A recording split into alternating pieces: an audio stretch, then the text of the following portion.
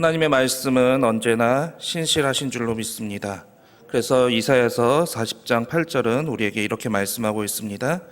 풀은 마르고 꽃은 시드나 우리 하나님의 말씀은 영원히 서리라 하라. 그러나 우리가 코로나의 이 시기를 지내면서 교회를 바라보는 세상 사람들의 시선이 좋지 않음을 느끼게 됩니다. 어떤 이들은 이렇게 말씀을 하시더라고요. 코로나의 상황이 진전되지도 않았는데 왜 굳이 사람들이 교회에 모여서 예배를 드리고 또 그것을 당연하게 생각하느냐고요. 여러분들은 어떻게 생각하십니까?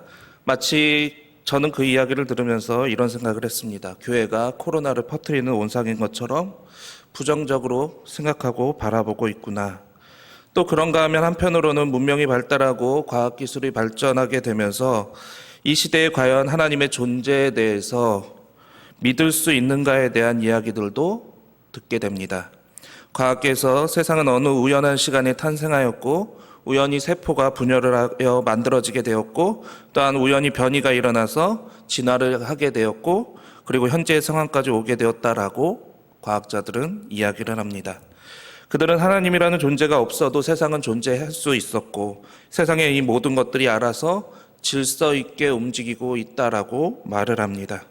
그러니 이런 시대에 하나님을 찾고 하나님께 예배하고 하나님을 믿는 것은 어리석고 미련한 사람들이나 하는 것이 아니냐라고 이야기를 합니다. 그리고 저도 마찬가지였지만 이러한 과학적 이론이 사실인 것처럼 교과서에는 기록되어 있고 또한 아이들에게는 수십 년째 가르쳐 오고 있는 상황 가운데 있어서 그 가운데서 성장했던 청년들은 교회에서 말하는 창조론이 하나님께서 이 세상을 창조하셨다라고 말하는데 그거는 틀린 게 아니냐라고 말하는 청년들도 있습니다. 그래서 교회는 마치 그리스 로마 신화에 나오는 신들처럼 존재하지도 않는 하나님을 만들어서 돈벌이 수단으로 모이는 게 아니냐라는 거죠. 그러니 그런 사람들에게 하나님의 존재가 믿어질 수 있겠느냐라는 것입니다. 그들에게 우리가 복음을 전해야 되는데 우리가 그들에게 복음을 전할 수 있겠느냐라는 것이죠. 그래서 점점 복음은 전하기 어려워지고 또 쉽지 않은 이 시대에 우리의 신앙마저 간직하는 것이 조차 쉽지 않은 이 시대에 우리가 살아가고 있다라고 말씀들을 하십니다. 물론 오늘날에도 하나님을 온전하게 믿는 저와 여러분들에게는 하나님의 그 신실하심과 하나님의 은혜가 부어지고 있는 줄로 믿습니다. 그런데 그것은 그 은혜를 경험해보고 맛본 사람들에게만 받아들여진다라는 것이죠.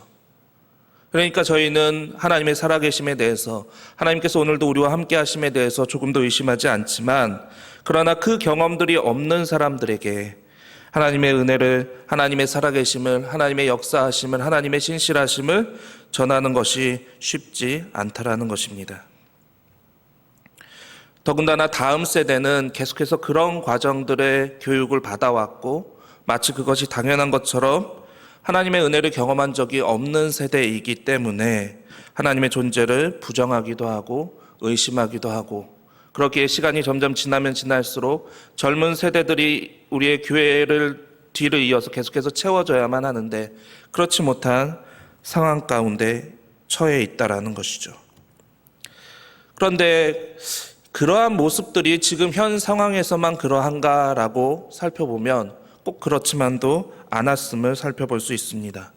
그러면 그러한 시대를 살았던 사람들에게 어떻게 그들은 다시금 하나님에 대한 구원과 이 복음에 대한 것들 그리고 다음 세대에게 하나님의 말씀을 전하는 부분들에 대해서 회복될 수 있었는지 바라기는 이 오늘 말씀들을 통해서 깨달을 수 있게 되는 그리고 은혜 받을 수 있게 되는 저와 여러분들이 되시기를 주님의 이름으로 축원드립니다.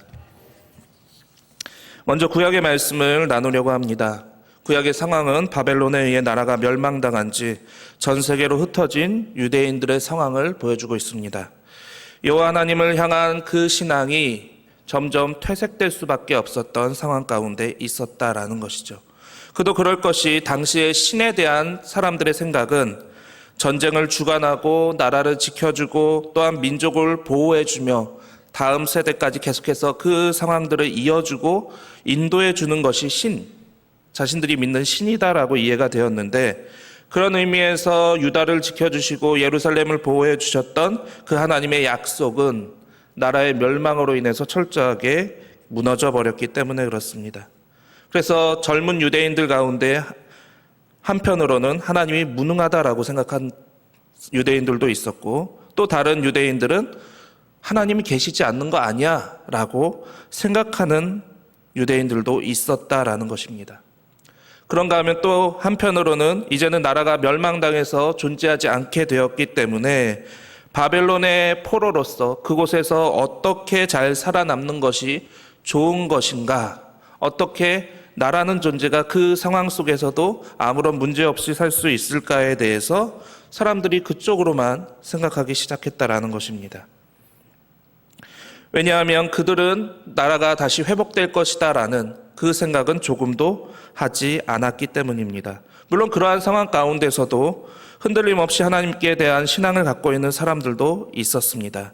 그러나 대부분 유대인들은 오히려 바벨론의 문화와 종교에 적응하면서 살게 되었다라는 것이죠. 그러면서 자신들이 갖고 있던 문화와 바벨론의 문화를 비교할 수 있게 되었는데, 결과적으로는 바벨론의 문화가 더욱더 월등하고 앞서고 세련되어 보이고 능력 있어 보인다라는 생각들을 갖게 되었던 것입니다. 그렇게 유대인들은 여호와 하나님을 찾거나 부를 생각을 전혀 할 필요성이 없어지게 되었다라는 것이죠. 하나님 없이도 예배나 또한 절기를 지키지 않는다라고 할지라도 그들은 바벨론 생활을 너무나도 잘 적응하고 있었고, 또한 그들끼리 잘 먹고 쉽게 말해서 잘 살고 아무런 문제 없이 지낸다라고 생각하고 있었기 때문입니다. 그런 상황 속에서 오늘 본문 이사야서의 말씀은 바벨론의 문화와 종교에 빠져 헛된 마음을 두고 살아가고 있는, 정신 차리지 못하고 있는 이 유대인들을 향해서 외치고 있는 것입니다. 본문 10절로 11절의 말씀을 제가 새번역 성경으로 읽어드리겠습니다. 비와 눈이 하늘에서 내려서 땅을 적셔서 싹이 돋아 열매를 맺게 하고 씨 뿌리는 사람에게 씨앗을 주고 사람에게 먹거리를 주고 나서야 그 근원으로 돌아가는 것처럼 나의 입에서 나가는 말도 내가 뜻하는 바를 이루고 나서야, 내가 하라고 보낸 일을 성취하고 나서야 나에게로 돌아올 것이다. 하나님께서 하신 말씀입니다. 하나님께서는 비와 눈을 보라라고 말씀하고 계십니다. 하늘로부터 내려진 비와 눈은 그저 땅을 적시고 그리고 그것으로 인해서 그 근원으로 돌아가는 것이 아니다라는 말씀입니다. 땅에 떨어진 비는 어떻게 됩니까? 땅을 적시게 되고, 그리고 땅에 심겨졌던 씨앗에서 싹이 돋아나 움트게 되고, 그리고 열매를 맺게 만든다라는 것이죠. 그러면 어떻게 됩니까? 씨 뿌리는 사람에게는 그 씨앗을 줄 뿐만 아니라 먹을 수 있는 열매를 허락해 준다라는 것입니다. 그리고 나서야 결과적으로 근원으로 다시금 돌아가게 된다라는 것입니다. 다시 말해, 비와 눈은 그냥 하늘에서 떨어지는 것이 아니라 그것으로서 그의 역할과 사명을 마치는 것이 아니라 생명을 만들어주고 그가 갖고 있는 자신에게 주어진 역할을 다 이룬 후에야 본래의 위치로 돌아가게 된다라는 말씀입니다. 그런데 그 하나님께서 말씀하시는 것도 마찬가지다라는 것이죠. 하나님의 말씀은 아무런 의미 없이 선포되어지는 것이 아니라 그 말씀하시는 것 하나하나에 분명한 의미와 뜻이 있다라는 것입니다. 그래서 하나님께서는 이 말씀을 통해서 세상을 창조하셨고, 또 그 말씀 그대로 하나도 땅에 떨어짐 없이 온전히 이루셨기에 하나님께서 그 말씀을 통해서 하나님의 신실하심을 나타내셨던 것처럼 하나님께서 하신 말씀은 반드시 이루어지고 성취되어진다라는 것입니다. 그리고 그렇게 다 하나님께서 원하시고 뜻하시는 바를 온전하게 다 이루고 나서야 그 근원이신 하나님께로 그 말씀이 돌아오게 된다라는 것입니다. 그러니 이 말씀이 우리에게 주시는 분명한 의미는 무엇이겠습니까? 하나님의 말씀은 1.1획도 땅에 떨어짐 없이 온전히 그 뜻하신 바를 이루신다라는 것입니다. 그 하나님께서 말씀하고 계시는 것입니다. 포로의 상황 가운데 있다 할지라도 주저하지 말라고 말이죠. 하나님께서 계시지 않는 것처럼 보인다라고 해서 하나님을 버리고 살아가서는 안 된다라는 것입니다. 허탄한 것에 마음을 빠져서도 안 되고 또한 하나님의 존재 자체를 부정하면서 살아서도 안 된다라는 것입니다. 왜냐하면 여전히 그럼에도 불구하고 하나님은 살아계시기 때문이십니다. 하나님께서는 이 세상을 창조하신 주관자이시고 여전히 그 흩어진 유대인들과 함께 하고 계시기 때문입니다. 그리고 그 하나님께서는 반드시 이 이스라엘을 다시금, 이 유다 사람들을 다시금 고향으로 돌아갈 수 있도록 인도해 주시겠다라고 약속해 주셨기 때문입니다. 그러니 어떻게 해야 할까요? 마음을 다해 다시금 그 하나님을 찾을 수 있어야 된다라는 겁니다. 우리가 갖고 있던 죄된 모습들, 우리가 갖고 있던 잘못된 모습들을 다 주님 앞에 내려놓고 우리의 마음과 정성과 뜻을 다해서 하나님의 온전하신 뜻이 무엇인지 찾을 수 있어야 한다라는 것입니다. 그리고 기다릴 수 있어야 한다라는 것이죠. 우리에게 이루어 주실 그 하나님의 은혜를 기다릴 수 있어야 한다라는 겁니다. 이사야서는 바로 그것을 흩어진 유대인들, 이제는 자기 마음대로 살아가고자 하는 그 사람들을 향해서 선포하고 있는 것입니다. 그래서 이사야서 55장 6절로 7절은 우리에게 이렇게 말씀하고 있습니다. 너희는 여호와를 만날 때에 찾으라. 가까이 계실 때에 그를 부르라. 악인은 그의 길을, 불의한 자는 그의 생각을 버리고 여호와께로 돌아오라.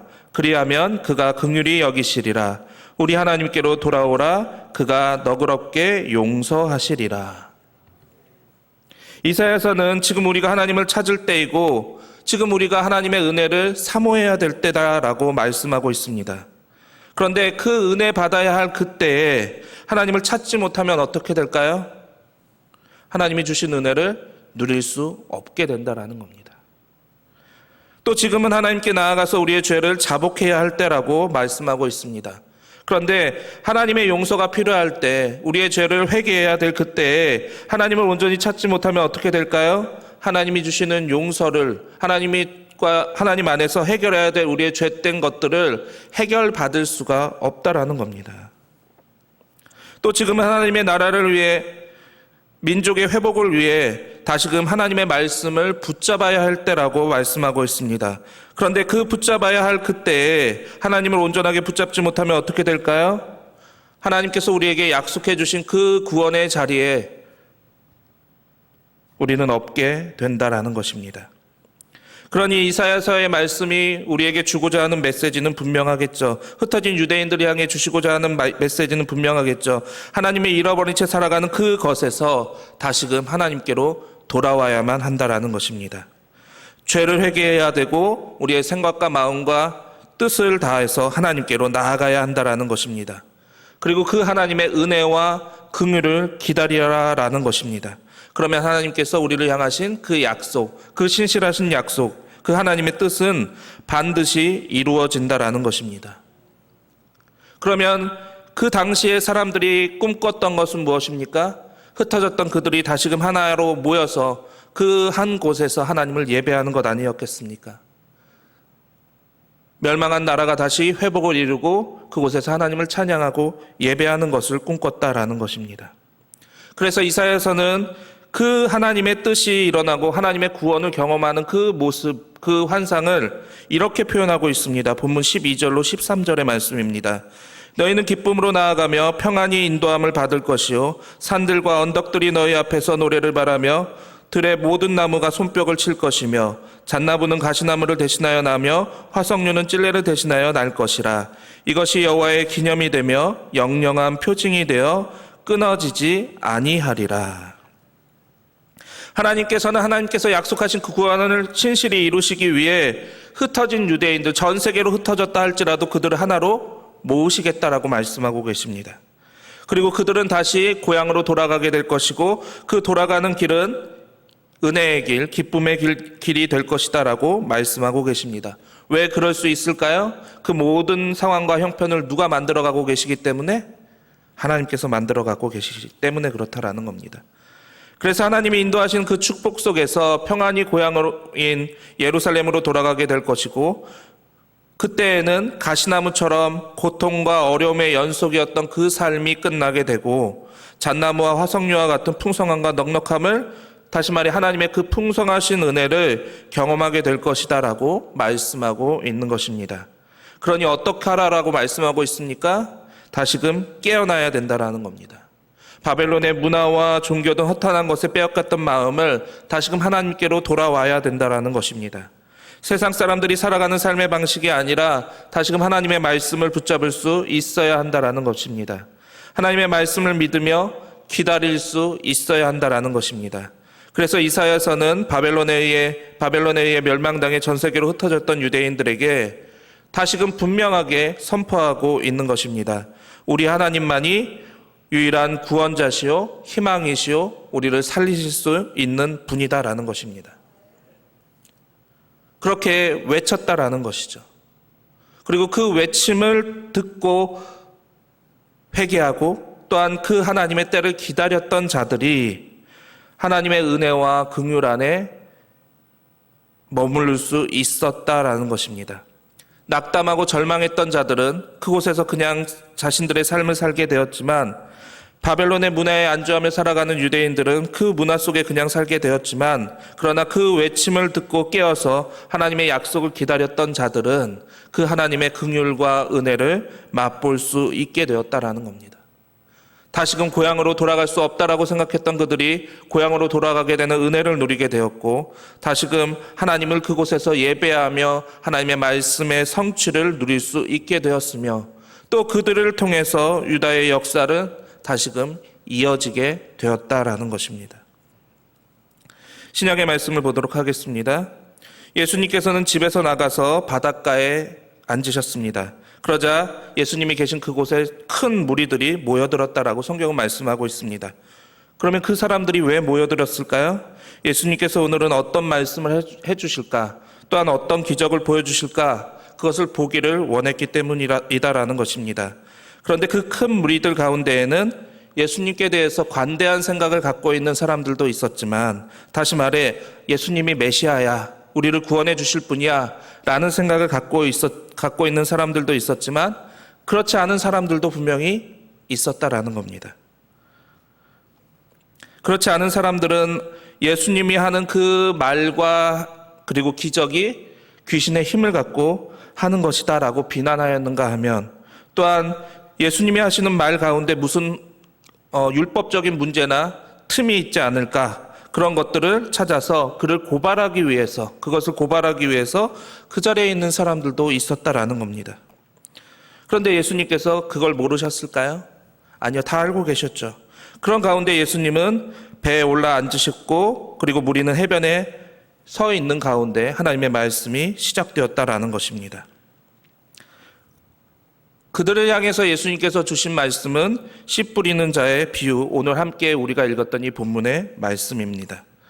그런데 여러분, 물론 저는 농사꾼이 아니라 농사를 지어본 적은 없지만 농사를 짓는 것을 본 적은 있습니다. 여러분은 씨를 어디에 뿌리시나요? 제대로 된 농사꾼이라면 씨는 좋은 밭에 자신이 이렇게 일구어 놓은 좋은 밭에 뿌릴 것입니다. 그래야 씨가 잘 심겨져 뿌리를 내리고 좋은 열매를 맺을 수 있을 테니까요. 그래서 농사꾼들은 매년 씨 뿌리는 시기가 되면, 농사를 지으시는 분들이 씨 뿌리는 시기가 되면 어떻게 합니까? 그냥 가만히 내비둡니까? 그렇지 않잖아요. 좋은 땅을 만들기 위해 미리 땅을 고르는 작업들을 하죠. 그런데 참 신기한 것은 매년 땅을 고르는데도 그 안에서 돌들이 나오게 되고 여러 가지 불필요한 것들이 계속해서 나오게 되는 것을 보게 됩니다. 그래서 가시덤불이나 혹은 돌이나 장가지 같은 것들을 미리미리 다 제거해줘서 좋은 땅으로 만들죠. 또 그것으로 부족하니까 양분을 뿌려서 식물이 잘 자랄 만한 토양으로 바꾸어 주기도 합니다. 그리고 난 다음에 씨를 뿌리게 되는 것이죠. 그렇게 씨 뿌리는 이 시기가 되면 농사를 지으시는 분들은 분주할 수밖에 없어요. 새벽같이 일어나서 이 모든 일들을 바쁘게 해야만 하는 것이죠. 그런데 오늘 비유를 읽어보시면 조금 이상하다라는 것을 생각할 수밖에 없을 것입니다. 어쩌면 여러분들이 씨 뿌리는 자의 비유를 너무 잘 알고 있기 때문에 이 말씀을 주의 깊게 살펴보지 않으면 그냥 넘어갈 수 있는 부분들일 수도 있어요. 보통의 씨 뿌리는 사람이라고 한다면 이 사람의 그 마음가짐은 농사꾼의 마음가짐과 조금 다르다라는 것을 알 수 있습니다. 왜냐하면 이 사람은 좋은 땅에만 씨를 뿌린 마음이 전혀 없기 때문에 그렇습니다. 어쩌면 이 사람은 의도적으로 길가에도 씨를 뿌렸고 또 의도적으로 돌밭에도 씨를 뿌렸으며 또 의도적으로 가시떨기 위에도 씨를 뿌렸다라는 것을 살펴볼 수 있다라는 겁니다. 어디서 그것을 살펴볼 수 있을까요? 씨 뿌리는 그 장면들을 다시 한번 세세하게 살펴보면 확인할 수 있다라는 겁니다. 먼저 4절의 말씀은 이렇게 표현하고 있습니다. 덜어는 길가에 떨어짐에. 또 5절 말씀을 보면 이렇게 표현하고 있습니다. 덜어는 흙이 얕은 돌밭에 떨어짐에. 또 7절 말씀은 이렇게 표현하고 있습니다. 덜어는 가시떨기 위에 떨어짐에. 마지막으로 8절은 이렇게 표현하고 있습니다.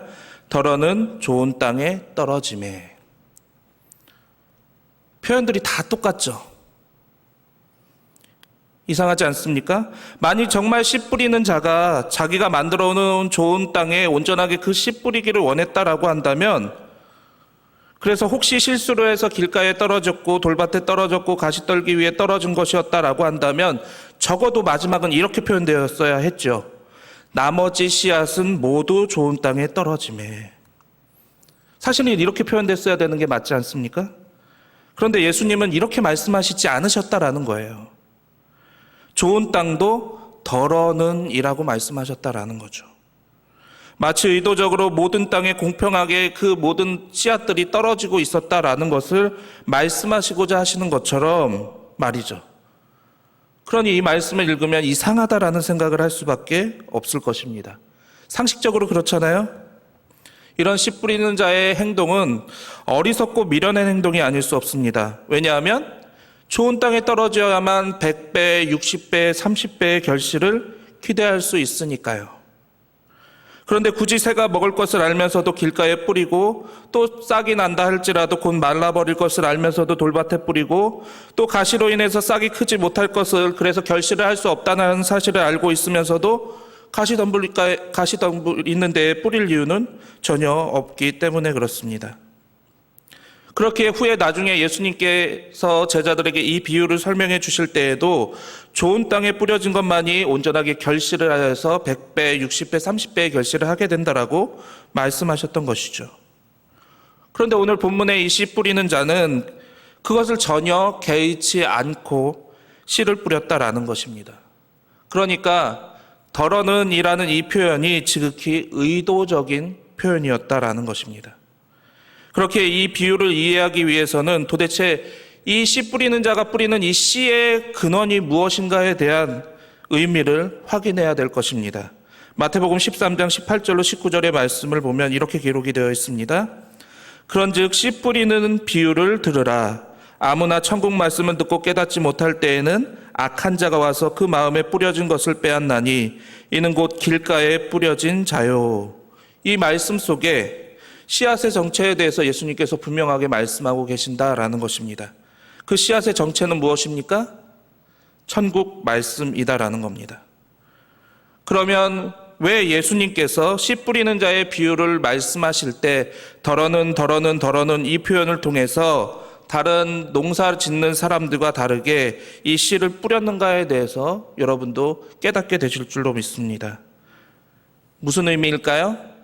하나님의 이 천국 말씀은 누구에게나 차별이 없다라는 것입니다.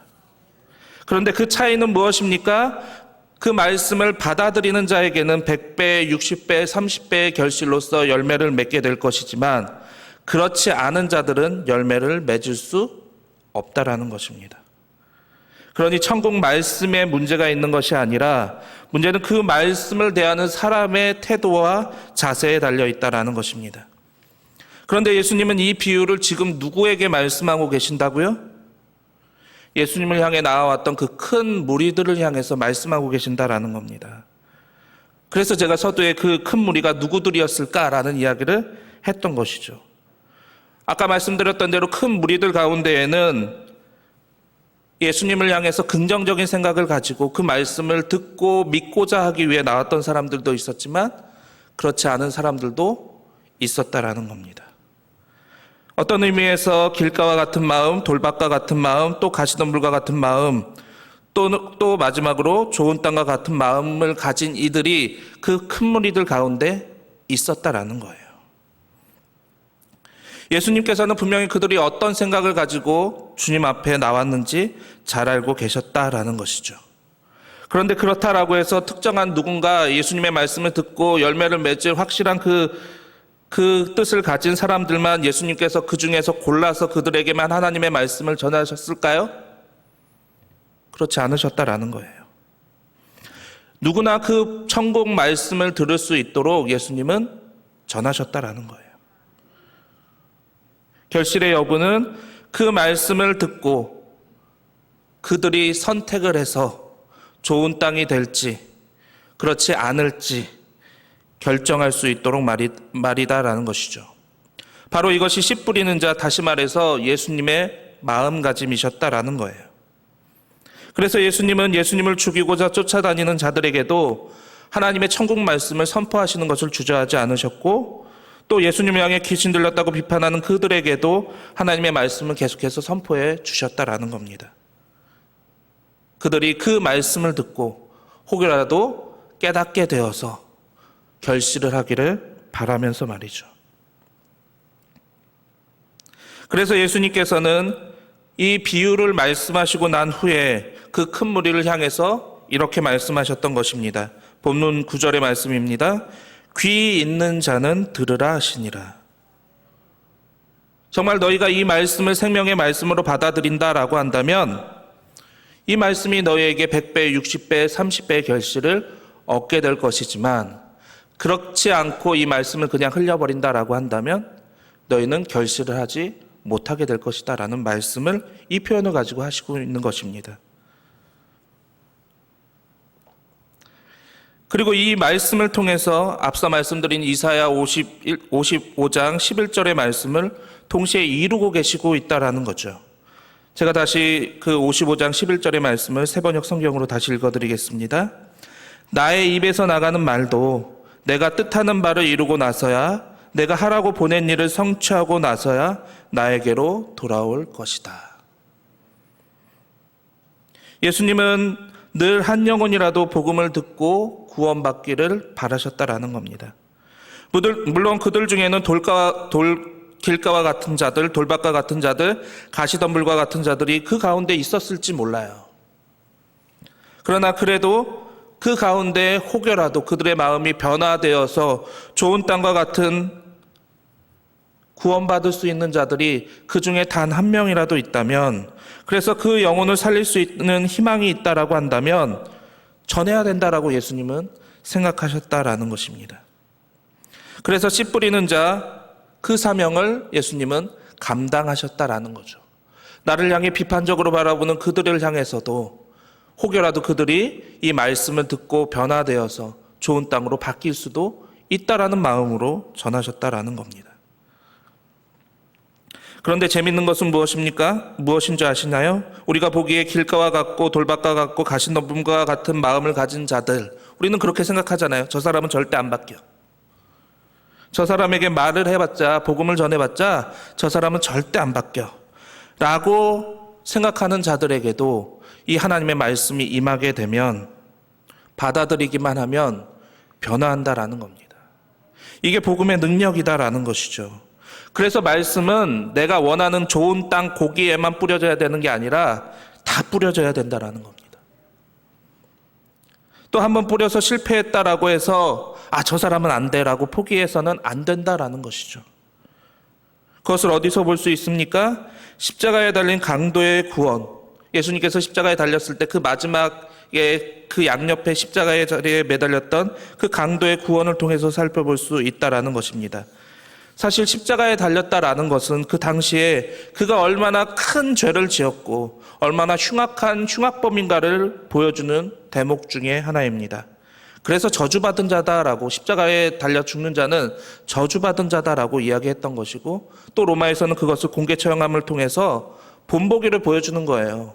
저렇게 행동하면 너희도 이렇게 될 수밖에 없다라는 것이죠. 그때 예수님과 같이 십자가에 달렸던 한 죄인은 거기서 예수님을 만났어요.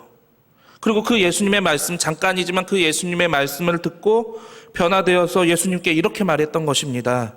당신의 나라가 임하실 때 나를 기억해 주십시오. 사실 이 사람은 그 과거에는 흉악범이었어요. 아니, 그 십자가를 지는 그 순간에도 그 사람은 흉악범이었다고요. 그런데 그 십자가에 매달려 있으면서 예수님의 그 모습과 그 말씀을 들으면서 바뀌게 되었다라는 겁니다. 그래서 예수님께 이렇게 이야기를 했던 거예요. 그때 예수님께서는 이 죄인인 이 강도를 향해서, 이 흉악자를 향해서 이렇게 말씀하셨습니다. 누가복음 23장 43절의 말씀입니다. 예수께서 이르시되 내가 진실로 내게 이르노니 오늘 내가 나와 함께 낙원에 있으리라 하시니라. 흉악한 죄인도 복음이라는 것은 놀라운 변화를 일으킨다라는 거예요. 하나님의 말씀의 능력은 바로 이렇다라는 겁니다. 그래서 복음은 수많은 사람들에게 변화를 일으켰고 그 외침을 듣고 따르는 자들에게는 모두가 하나님의 자녀가 되는 권세를 누릴 수 있게 되었다라는 겁니다. 그러니 복음이 멈춰서는 될까요? 안 될까요? 이제 오늘을 살고 있는 우리를 바라볼 때인 것 같습니다.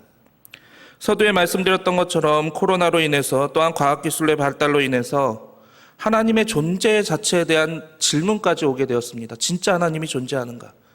진짜 하나님이 존재한다면 어떻게 지금 이 세상은 이렇게 되었는가? 그러니 하나님은 없어. 그래서 어떤 분들은 이렇게 이야기를 하죠. 지금처럼 복음 전하기 어려운 때는 없다고요. 그리고 또 이런 이야기도 합니다. 내 신앙 지키기도 힘든 시대를 우리는 살고 있다고요.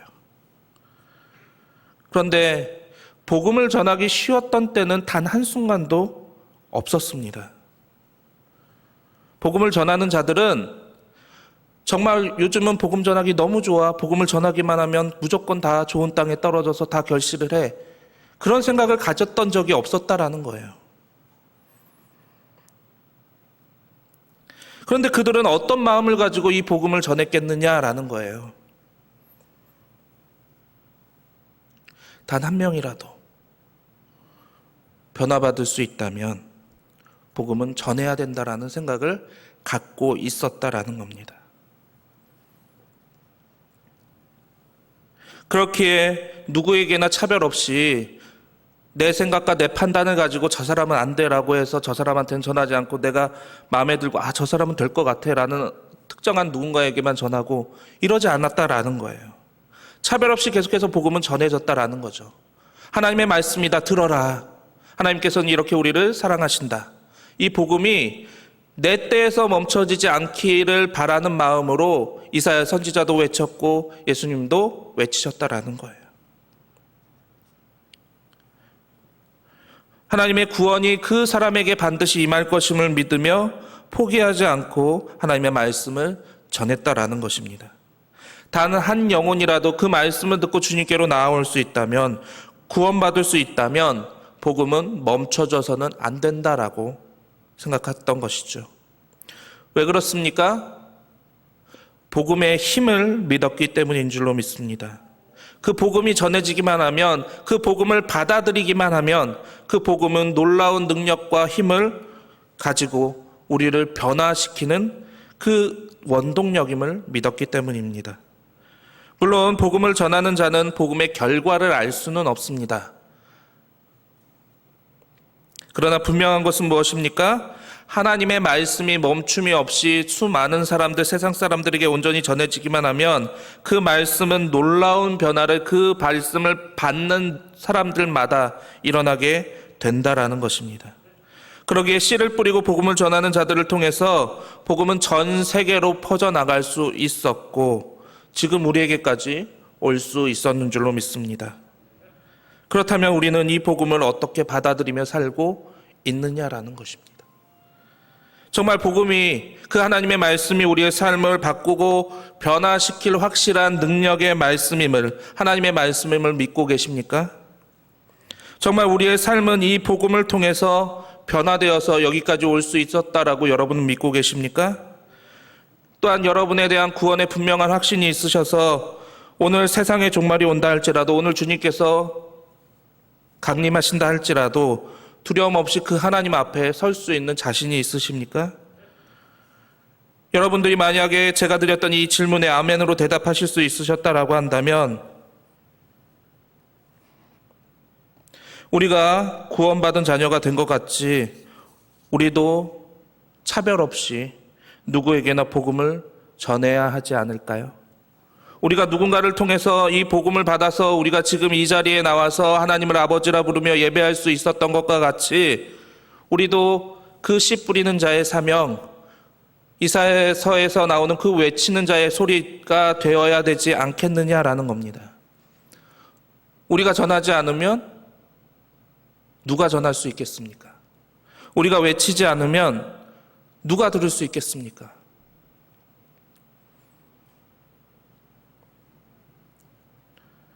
복음이 우리를 바꾼 것과 같이 말씀은 전해지기만 하면 분명히 놀라운 역사를 이루실 것이기 때문입니다. 코로나의 시기라서 전도가 안 돼. 교회를 바라보는 시선이 좋지 않기 때문에 지금은 안 돼. 복음을 전하는 시기는 좋지 않아. 그 시기를 살펴봐야 돼. 기회를 찾아야 돼. 아니요. 어쩌면 지금의 시기가 우리가 더 복음을 전해야 될 때가 아닌가 싶습니다. 하나님의 살아계심을 믿으며 내가 믿는 이 복음이 나를 변화시켰고 또한 다른 누군가를 변화시킬 수 있다는 그 확실한 믿음이 저와 여러분들에게 있다면 우리는 때를 얻든지 못 얻든지 전해야 되는 것 아니겠느냐라는 거예요. 우리가 전하기만 하면 그 복음을 듣는 자들 가운데 100배, 60배, 30배의 결실을 얻을 자들이 반드시 나올 것이기 때문에 그렇습니다. 결실은 씨 뿌리는 자가 이루는 것이 아니라 그 뿌려진 씨, 하나님의 말씀이 이루실 것이기 때문에 그렇습니다. 하나님의 말씀은 앞서 말씀드렸던 대로 하나님이 뜻하시고 계획하시고 인도하시는 바를 반드시 이루시고 하나님께로 돌아갈 것이기 때문에 그렇습니다. 우리는 복음의 결과에 대해서 너무 집착하는 것 같아요. 사람을 전도해서 이 자리에 데려다 놔야지만 내가 결실을 했고 뭔가의 결과물을 만들었다라는 생각을 갖고 있는 것 같아요. 그게 아니에요. 내가 살아가고 있는 삶의 자리에서 하나님의 말씀대로 우리가 살아가고 있는 것이 중요하다라는 겁니다. 그게 없어서 오늘날에 죄송한 얘기지만 그리스도인들이 세상에 손가락질을 받고 있는 것 아니겠습니까? 우리가 복음을 믿는 것이 아니라 교회 안의 이익과 욕심을 얻기 위해 이 자리에 있는 것이 어쩌면 우리의 연약함이 그러한 요소들이 될 수 있다는 거죠. 정말 우리가 하나님의 말씀을 온전하게 붙잡고 있다면 우리는 걱정할 것도 없고 염려할 것도 없고 두려워할 것도 없습니다. 왜냐하면 우리가 믿는 하나님은 이 세상을 창조하신 분이시니까요. 하나님의 말씀은 1.1획도 땅에 떨어짐 없이 반드시 이루시고 성취하실 것이니까요. 염려하고 두려워할 것 없이 그 모든 것을 하나님께 맡기면 될 줄로 믿습니다. 걱정하고 염려하는 마음이 우리 안에 있다면 그 하나님을 다시 한번 붙잡아 보십시오. 이사야서의 그 외침처럼 하나님께 나아가 회개할 부분에 있어서는 회개를 하고 또한 하나님의 은혜와 긍휼을 구할 부분에 있어서는 그 긍휼을 구하면서 우리가 오히려 이 시기를 통하여 우리가 하나님의 말씀 앞에 온전하게 서야 될 줄로 믿습니다. 그러면 하나님의 말씀은 우리의 삶을 변화시키고 역사하셔서 여기까지 인도해 주셨던 것과 같이 더 큰 역사와 변화를 우리를 통해 반드시 이루어 가실 것이기 때문에 그렇습니다.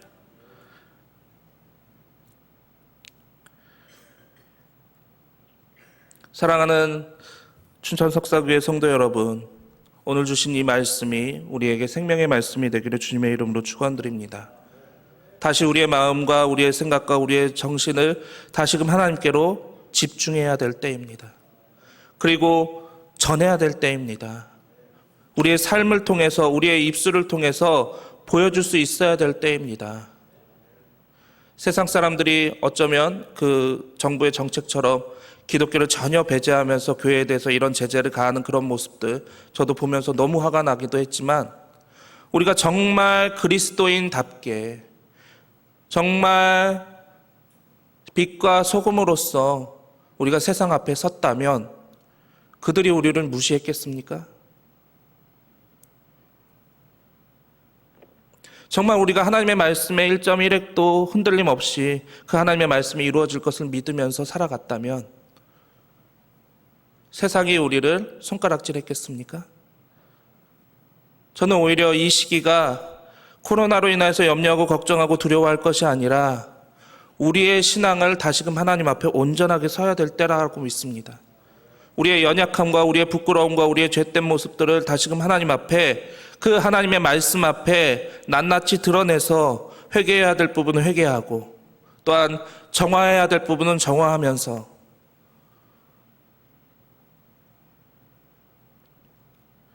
믿음이 없이 살아가는 어리석은 자들처럼 살아가는 것이 아니라 하나님의 말씀을 믿는 그대로 삶을 통해서 나타낼 수 있는 우리가 될 수 있어야 한다라고 믿습니다. 저와 여러분들이 지금 그걸 해야지만 그 삶의 모습을 통해서 믿지 않는 자들이 주님을 볼 수 있게 되는 겁니다. 하나님의 자녀로서 돌아오게 되는 것입니다.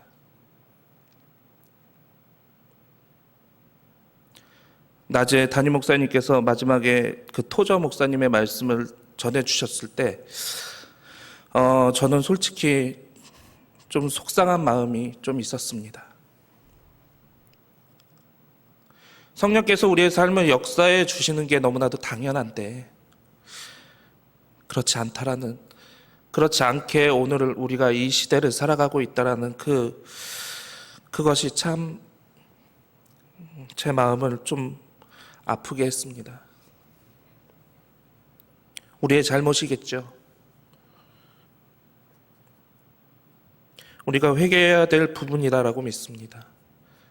남을 탓하기 전에 정말 내가 하나님의 말씀 앞에 온전하게 서 있는지, 정말 내가 하나님의 말씀이 우리의 삶을 변화시킬 만한 능력으로 믿고 살아가고 있는지 돌아봐야 될 때가 아닌가 싶습니다. 주님은 우리를 빛과 소금이라 여겨주셨는데, 그렇게 말씀해 주셨는데,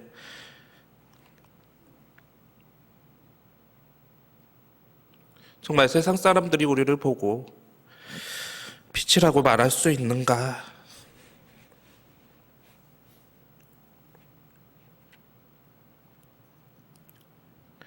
그렇기에 어쩌면 우리가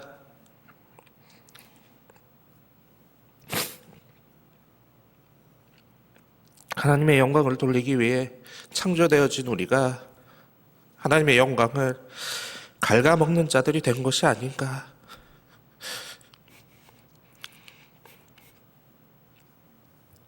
그런 부끄러움이 있습니다.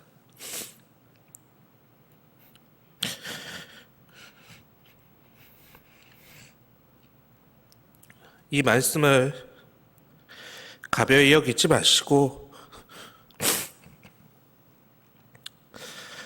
하나님의 말씀으로 온전하게 받으시기를 주님의 이름으로 부탁드립니다. 부끄러운 그리스도인이 아니라 주님께 영광을 돌리는 저와 여러분들이 되셨으면 좋겠습니다.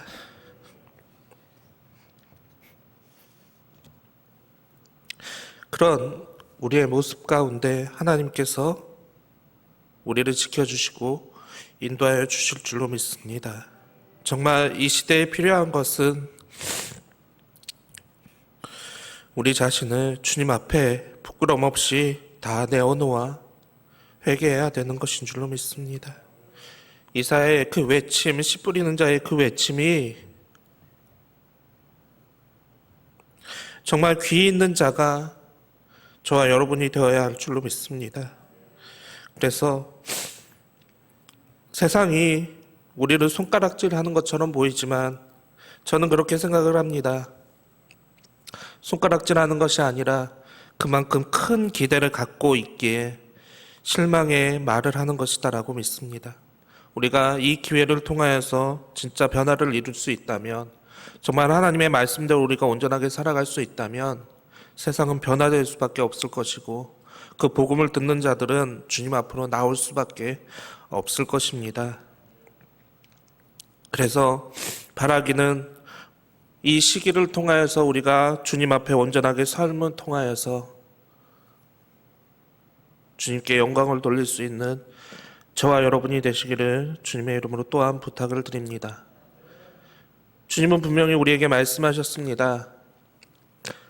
너희의 착한 행실을 통해 하늘에 계신 하나님께 영광을 돌리게 하라. 이 말씀이 저와 여러분 위에 은혜와 축복의 말씀이 되시기를 다시 한번 주님의 이름으로 축원드립니다.